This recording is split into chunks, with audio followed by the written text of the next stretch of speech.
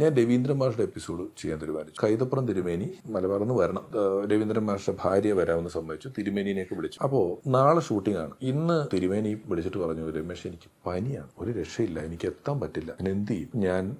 എന്ത് ചെയ്യും? ഇപ്പോൾ രവീന്ദ്രൻ മാസ്റ്റർ ആദ്യത്തെ വരി എഴുതിയ ആരാണ്, ആരൊക്കെ ബന്ധമുണ്ട്? ഇപ്പോൾ സത്യനന്ദിക്കാട് സാർ വന്നാൽ നന്നായിരിക്കും. പക്ഷെ സത്യനന്ദിക്കാട് സാർ ഒന്നും അങ്ങനെ ഒരുപാട് TV പരിപാടികളിൽ പോകുന്ന ഒരാളല്ല. ഹൃദയപൂർവ്വം സിനിമയുടെ വലിയ തിരക്കുകൾ നിൽക്കുകയാണ്. അത് എഴുത്തക്കണക്കിന് സമയമാണ്. ഞാൻ അദ്ദേഹത്തെ വിളിച്ചിട്ട് പറഞ്ഞു, സാർ നാളെ ഒരു ഷൂട്ട് വെച്ചിട്ടുണ്ട്, നാളെയാണ് ഷൂട്ട്, രവീന്ദ്രൻ മാസ്റ്ററുടെ എപ്പിസോഡാണ്. ഞാൻ സത്യത്തിൽ കൈതപ്പുറം തിരുമേനിനെയാണ് വിളിച്ചത്. അദ്ദേഹത്തിന് പനിയായി, ഞാൻ പെട്ടു. എനിക്കൊരു രവീന്ദ്രൻ മാസ്റ്ററുടെ എപ്പിസോഡാണ്. ആ പ്രൊഫൈലുള്ള ഒരാളെ കിട്ടിയില്ലെങ്കിൽ ഞാൻ പെടും. എന്നെ ഒന്ന് സഹായിക്കണം, വരാൻ പറ്റുമോ?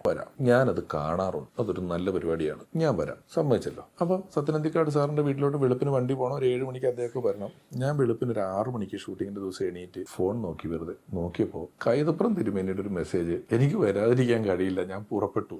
തിരുമേനി പുറപ്പെട്ടു.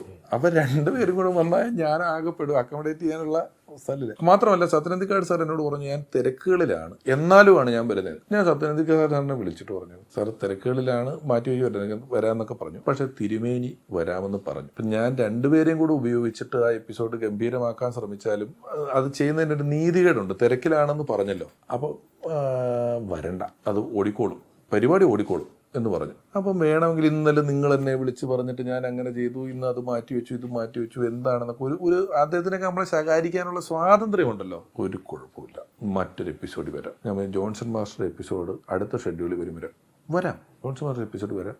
എനിക്കും എൻ്റെ കുറച്ച് കാര്യങ്ങൾ ചെയ്യാൻ പറ്റും, എന്നാൽ അതങ്ങനെ നടന്നോട്ടെ എന്ന് പറഞ്ഞു.